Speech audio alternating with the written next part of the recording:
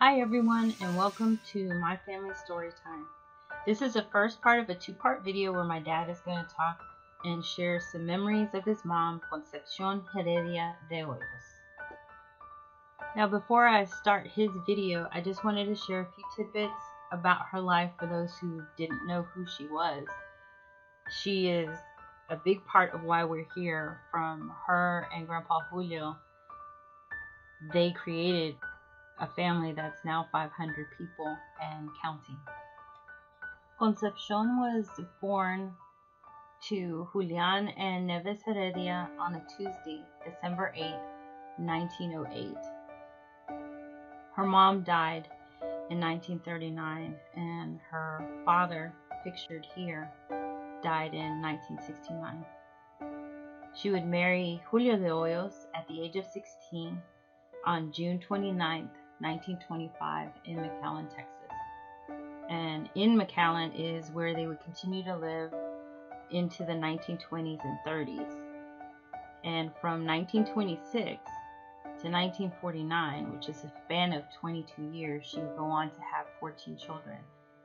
Only 11 would survive. She lost 3 sons. Out of the 11 children, she had 7 girls and 4 boys. And they were Guadalupe, Tute, Julio, Beatrice, Ramona, Nena, Joe, Connie, Gloria, Jesse, and James. And those children would go on to have children as well, bringing us up to the 500 and counting. You know that part in Genesis where they talk about so-and-so begot? Well, the Hoyos begot a lot of people. By the 1940s, her and Grandpa Julio moved to Houston, where they would spend the rest of their lives raising their children, and she would die on Tuesday, January 6, 1987, at the age of 78. She had been married for 61 years. Hello, this is Uncle James speaking. I'm speaking to speak about my mom that raised 11 kids. And this rocker here I'm sitting on is about 70 years old.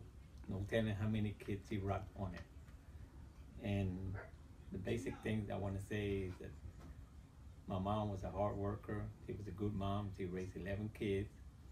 I remember the time where my dad, even on Thanksgiving, he would bring home live turkeys, which she had to cook, you know. And the beans that Dad would bring was in the bag. She had to sort them out, clean them, take the little rocks out of them.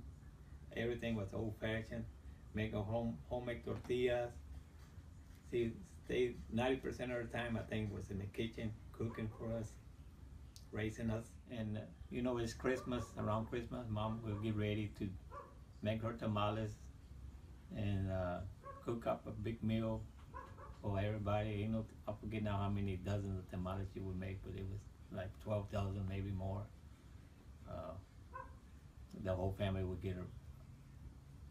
go to her house, our brothers and sisters, grandkids, and miss those days when we used to get together in Christmas. One day I bought my mom this little watch that goes around her neck, and she was always wearing a saint around her neck. And she got home, they had gone out of town. When she got home, she was mad at me because my dad went through a thunderstorm or something, some heavy rain, and the whole time my mom was praying and she was kissing this watch thinking it was the saint. And after the storm, she realized that she didn't have her saint on. She had this little watch. She got mad at me because she was kissing it the whole time. Okay. Yeah, I want to demonstrate this little egg. I was showing my mom that you can put so much pressure on the egg and it will not break if it's standing straight up and down. And by the time I started putting pressure, she told me I wasn't putting no pressure, and the egg slipped and it busted. and hit my mouth, my mom in the mouth and the face, and she got all mad because she started gagging. So she was mad at me the rest of the day for that. I know one time I was playing basketball, me and Jesse and some of the kids, and my mom had walked out and she said, I used to play basketball, and my dad go like, you don't know how to play basketball? Let me show you. So she got out there and threw a free shot, made the basket with one shot. My dad was amazed at how perfect shot she made. We all started laughing at my dad because he didn't believe she could play basketball. Yeah, and that's true, because when we were living back there, Virginia was just a baby. And that day we had gone outside just to be out there enjoying the breeze. And they started talking about the past life when they were younger. And that was brought up. And she told me she could play basketball.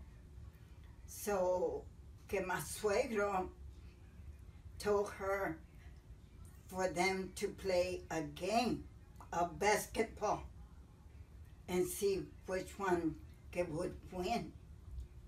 Well, they did.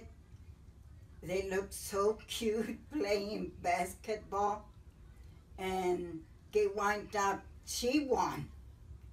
She won the basketball game. Well, everyone, that's going to do it for this first part of the videos. I'm hoping to have the second part out sometime next week, and that is going to have my dad and his sisters talking about their memories all together. I hope you liked this video. If you did, give it a thumbs up, and if you want to share any memories or have some questions for us, leave them in the comment section below. Until next time, thanks for watching.